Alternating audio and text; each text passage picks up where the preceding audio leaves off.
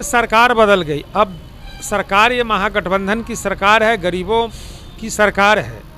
तो सारे पदाधिकारी लोग जो एक भेदभाव के तहत जो काम कर रहे थे, हम आग्रह उनसे कर रहे हैं अभी कि आप उस भेदभाव को त्यागिए और आम जनता का जो काम है सबों का काम कीजिए। पक्ष है विपक्ष है सबका जो है कि जायज जो काम है उसको जो है कि आप कीजिए, उसमें विलम्ब नहीं कीजिए।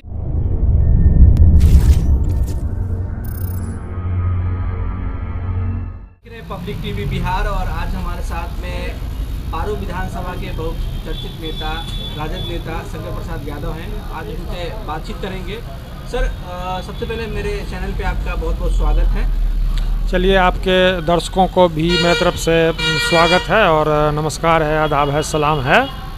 कल सर पारू प्रखंड में हमने देखा कि राजद का मुख्यालय कार्यालय का उद्घाटन किया आपने। क्या उद्देश्य सर कार्यालय उद्घाटन करने का? देखिए, कार्यालय पारू प्रखंड में पहले भी था। इधर हाल के दिनों में वो कार्यालय बंद हो गया था, तो नई जगह बदल करके ठीक हम लोग प्रखंड कार्यालय के गेट पर कार्यालय खोलने का हम लोगों ने काम किया है। तो उसका उद्देश्य ये है कि कार्यकर्ता, सबसे पहले कार्यकर्ताओं का बैठने का एक जगह हो गया और प्रखंड अंचल ये तमाम जो वहाँ पे कार्यालय है, मनरेगा है, फिर बाल विकास परियोजना पदाधिकारी का कार्यालय है, परिमार्जन का कार्यालय है। तो बहुत सारे लोग देहात से आते हैं जो गरीब गुरबे हैं, शोषित हैं, वंचित हैं, तो उन्हें भटकना पड़ता था और उनको काम के प्रति अवसरों में मतलब उदासीनता मतलब हम लोगों को बताया जा रहा था कि काम सही ढंग से नहीं हो रहा है। जैसे अंचलाधिकारी आज 6-7 महीना पहले से बीमारी का बहाना बना करके जो है कि हमेशा जो है कि अंचल से मतलब एक स्थानीय नेता के इशारे पे अंचल से जो है कि गायब रहते हैं और कभी काल आए और सिर्फ जो है कि पहचान करके जो है कि दाखिल खारिज का मामला हो चाहे जो भी कर करके और फिर जो है कि भाग जाना है, फिर तबीयत के बहाना बना। कल के एक सोशल मीडिया पे एक आपका वीडियो वायरल हो रहा है जिसमें आप बहुत तीखी बहस हो रही है पारू प्रखंड के किसी अधिकारी के साथ। क्या माजरा है सर? माजरा चूँकि हम लोग तो गए थे, प्रखंड विकास पदाधिकारी से भी मिले हैं, DPRO से मिले हैं, मनरेगा कार्यालय में गए, अंचलाधिकारी के कार्यालय का आप देखे होंगे वीडियो में कि अंचलाधिकारी के कार्यालय मतलब बंद है और एक कर्मचारी था, बाद बाकी कोई कर्मचारी वहाँ पर नहीं थे। तो मतलब आम जनता का काम बाधित हो रहा है और हम लोग जनप्रतिनिधि हैं, जनता हम लोगों को वोट देती है,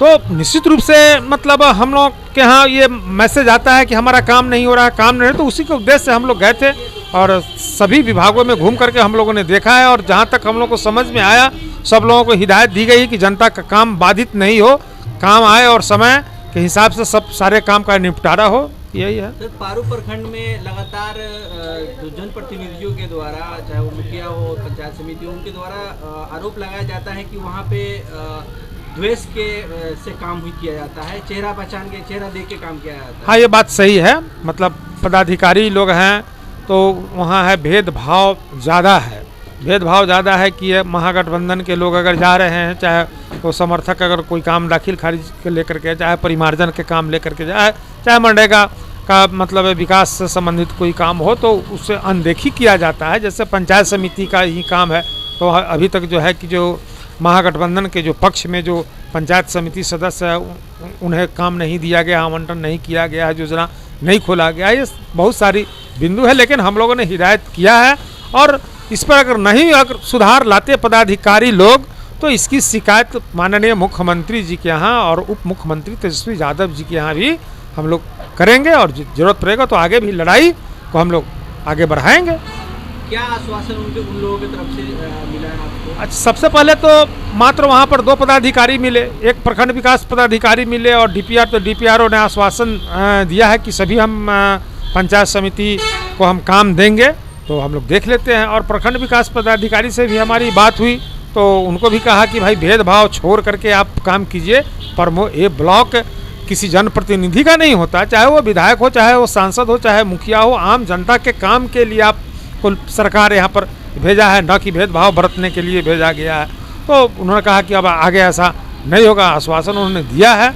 तो आगे हम लोग देखेंगे, अगर ठीक ठाक रहे तो ठीक है, नहीं तो फिर आगे हम लोग बढ़ेंगे। आप ही के पंचायत, आप ही के विधानसभा के अंदर सरैया प्रखंड में आता है। सरैया प्रखंड का भी हाल कुछ इसी तरीके से है। मतलब सरैया प्रखंड में भी मतलब दलालों का अड्डा बना हुआ है। मतलब यहाँ भी जो भी लोग काम लेकर के जाते हैं तो दलाल लोग पहले गेटे पर जो है कि दाखिल खारिज का मामला हो, चाहे जो भी मामला हो, मतलब दलाल जो है कि पकड़ लेता है, लाइए हम काम करा देते हैं, और उनके माध्यम से पदाधिकारी तक मतलब काम जाता है, जिससे काफ़ी लोगों का दोहन शोषण हो रहा है।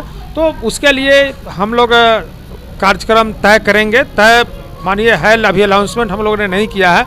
वहाँ भी हम लोग सरैया में भी हम लोग देखेंगे, और वहाँ भी हम लोग चाहेंगे कि सुधार हो, उसके लिए हम प्रयत्नशील हैं। सर, वो अधिकारी जो काफ़ी सालों से प्रखंड में कार्यरत हैं और जो लोकल जनप्रतिनिधि चाहे वो विधायक हो या सांसद के अंडर कंट्रोल में काम करते हैं, उनको क्या कहना चाहते हैं? उनको कहना चाहते हैं कि सरकार बदल गई। अब सरकार ये महागठबंधन की सरकार है, गरीबों की सरकार है। तो सारे पदाधिकारी लोग जो एक भेदभाव के तहत जो काम कर रहे थे, हम आग्रह उनसे कर रहे हैं अभी कि आप उस भेदभाव को त्यागिए और आम जनता का जो काम है, सबों का काम कीजिए। पक्ष है, विपक्ष है, सबका जो है कि जायज जो काम है उसको जो है कि आप कीजिए, उसमें विलम्ब नहीं कीजिए और रिश्वतखोरी पर आप रोक लगाइए। तो ये थे हमारे साथ शंकर प्रसाद यादव जी। आप देख रहे हैं पब्लिक टीवी बिहार। बहुत बहुत धन्यवाद।